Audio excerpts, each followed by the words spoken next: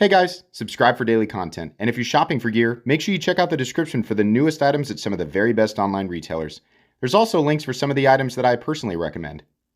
Thanks! What's going on YouTube? Metal Complex here, and today I've got another short little unboxing video to share with you guys. Something new from Vero. Now I'll tell you, it looks like it's a little tiny knife. It isn't. I found this out recently and I was just kind of shocked by the box. We're going to check it out together, but today's video is just an unboxing and first impressions, not a full review. That'll come down the road. This is probably available. I'll link it down in the description and you guys can check it out if you want to. It does help my channel when you use those links, but that's up to you. Thanks to my patrons for supporting me. Thanks to Vero for sending this in. I think this is Vero's first crossbar lock. And while the crossbar lock itself is obviously not new and not an exciting lock on its own, it is different for Vero to do a crossbar lock and does make their, it makes this knife at least, a more accessible option, for people looking for either left-handed or ambidextrous variations of Vero knives. So yeah, and this is the case. It is absolutely not small. The box really makes it look like it's going to be this teeny tiny thing, probably because the box is small and you see the entire thing opened up. But the knife itself, it's more of like a medium to large size knife. Now, I'm going to guess that this is aluminum, right? And the listing, this is why I say we're not reviewing it, right? I'm going in blind here. I'm going to guess this is aluminum, and I'm going to guess for a Vero, it's going to be on the more affordable side. Just a couple of indicators here. The steel under the crossbar lock, the weight also suggests it's aluminum. The fact that it would be aluminum and not titanium would bring the price down. The wire clip also suggests it's probably a less expensive build. What's a little confusing right off the bat here is, while you do still have the opening hole, it's a little bit buried. I really would have liked that this was extended and deepened so that we had a little better access to this. But I can still pretty easily open it up. How about the thumb flick? Not quite as easy, but you definitely can do it. Can you front flip it?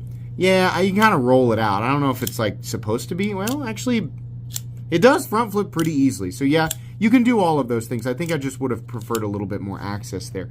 And then the blade steel, we'll put it up there. Hey guys, MC from the future here. So once again, I guess completely and totally wrong on the materials and the price. It turns out this is actually a sub $100 Vero. So I'm gonna, let you see the rest of the video and kind of proceed with most of it still the way that it is. But I proceeded to give my first impressions as if it were like a $150 to $200 knife that was maybe in like S35 yen. Perhaps it was even, I thought maybe it's even more than that. But in my mind, this was a much more expensive knife and it wasn't going to be super appealing to a lot of people. I was wrong. I looked this up. This is in Kickstarter and the idea here is sub $100. And it's in 14C28N. So I will invite you to check out the links in the description, but I just wanted to let you know that I acknowledge that I was way off on the price and all of that. This actually seems like a pretty darn good deal. Anyways, back to the video. As far as the rest of the knife goes, it is very much a Vero. It's very obviously a Vero. We have this sort of squared off.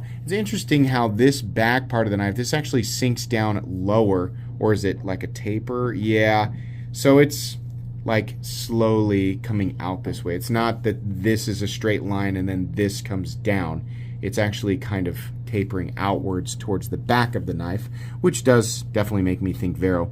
Jimping spaced apart and fairly deep, little bit slippery, but it does provide traction. You can choke up on this, but this choke up spot leads right into the cutting path, so you'll need to be a little careful about that if you're going to use it that way.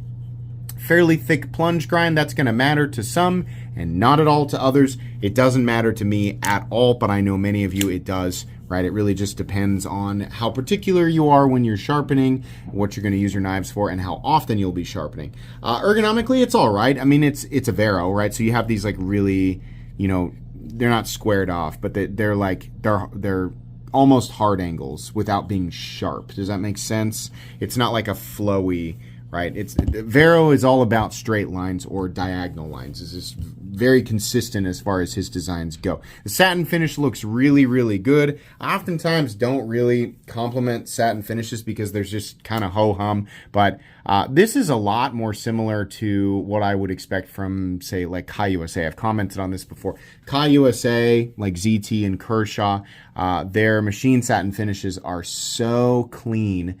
They look, almost like white silvery.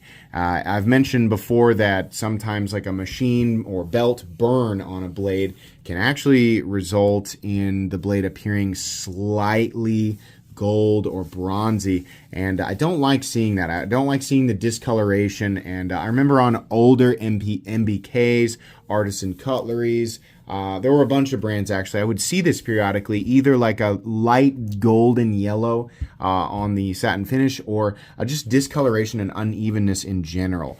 Vero's tend to all be really good, but I can't specifically say I remember their machine satin finishes looking like this. I mean, this is really clean. That looks really, really nice. Says Vero right here. No indication of steel. I would venture to guess, to keep the price down, I'd venture to guess that this is S35VN, but it honestly could be a number of things. It could be M390, it could be MagnaCut, it could be 154CM. I think they've worked with that in the past. I can't remember, right? But this is all right. If the goal here was to reduce the price of a Vero build and make it more accessible to people who are either left-handed or want an ambidextrous knife, and at the same time try their hand at a crossbar lock, then fine. They're not necessarily doing anything dramatically different here. It's just another option within the Vero line. Vero knives tend to be good. They have used Riot as an OEM in the past, but I believe it's primarily Bestech, and Bestech does a good job. We have tested Bestech's crossbar locks many, many times, and they always survive, but we can do this again anyway. Oops, I hit the phone there, but it's totally fine. It'll it's spine whack and blade whack test. It's completely and totally fine. Crossbar locks tend to be pretty good, right? Which, the same type of thing that I keep saying about crossbar locks. Crossbar locks are great locks in terms of strength and reliability when it comes to the lock itself. The weak point is the Omega springs. And what's better, in my opinion, is a coil spring. A coil spring operated crossbar lock is really a nearly perfect locking system unless you need that very crisp breakaway detent of a liner lock or a frame lock. Your reliability with a coil spring is it's got to be like 100 times better than an Omega spring. The problem is that it does limit the space within the frame that would house the blade in the closed position. So sometimes you end up with slightly awkward designs, or you're just limited, right? So I would love to. The reason I'm saying this is because if Vero released this knife and it was exactly this, but it had a coil spring operated a coil spring operated crossbar lock, it would have been infinitely more interesting. This is fine the way that it is. It doesn't blow my socks off. I have a feeling the price is going to be, it's going to have the little extra Vero sauce on it. And Vero makes a good knife. I own 5. I think I own 5 Vero knives. I like Vero's designs. I think they're really good, right? I just have a feeling that we're going to end up with a lower priced Vero and maybe something that's slightly more accessible within his own line, but very mediocre when stacked up against the general competition at the same price point in 2026. This is not a review, though. That's not what I'm doing today. I'm just kind of giving you guys my first impressions. I'll still link it. You guys can check it out. I'll carry this for a bit, use it, and then give you guys my final thoughts in a full-length review. Real quick, we can go ahead and just measure it so I can give you guys the idea of size, specs and stuff like that. Overall length is coming in at 7.5. I guess I did I say that I was going to flash all the specs on screen earlier? We're going to go ahead and do this anyway. 3.25 and then 7. Nah, it's more like 7.65, and the blade length is more like 3.35. So, okay. That's going to be it today, guys. Thanks again to Vero for sending this in. Please make sure to follow me on Instagram at metal_complex. If you enjoyed this video, leave a like. If you'd like to check out my other content, I do, of course, have lots of videos of knives that are either expensive or inexpensive that I do or don't like, so check those out. And if you enjoy all my content, go ahead and click on that Metal Complex logo right there and subscribe, because there's definitely more coming. Thanks again for watching, everybody, and have a great day.